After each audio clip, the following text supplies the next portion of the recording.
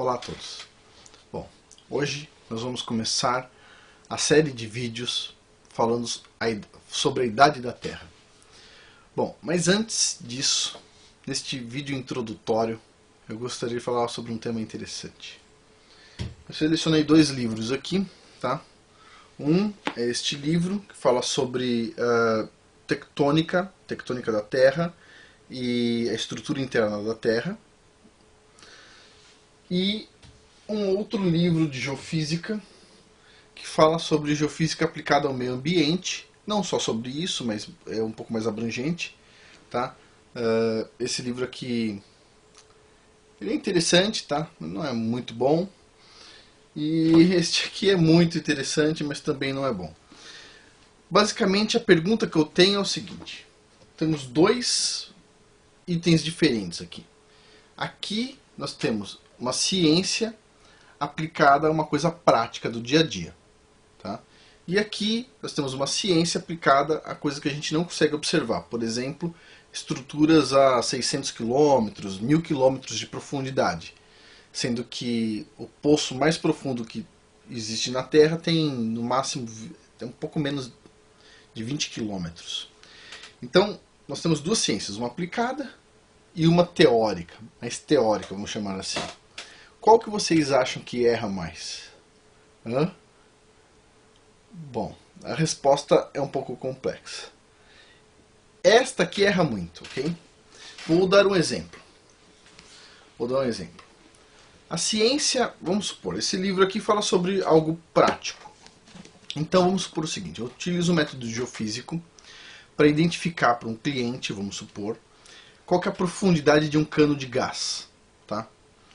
E nesse relatório chega à conclusão que o cano de gás está a 1 metro de profundidade, ok? Então o cliente manda um funcionário fazer uma trincheira para fazer algum processo nesse cano de gás. O funcionário pensa que está a 1 metro de profundidade e está lá com a enxada com toda a força. Só que o cano, na verdade, não está a 1 metro, está a 30 centímetros. E ele descobre isso da pior forma, né? Ele acerta com a enxada o cano, estoura e gera um prejuízo e aquela coisa toda.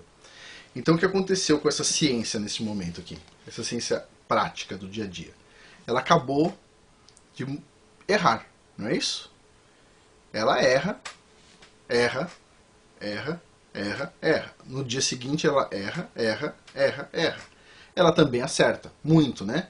Acerta muito e erra muito também. Tá? É uma ciência prática. Agora, esta ciência aqui, coisas muito profundas, essa ciência teórica, que a gente não consegue testar, ver se está certo ou errado, esta ciência aqui, em geral, ninguém vê erro. Por que ninguém vê erro? Porque não dá para ver o erro. Não dá.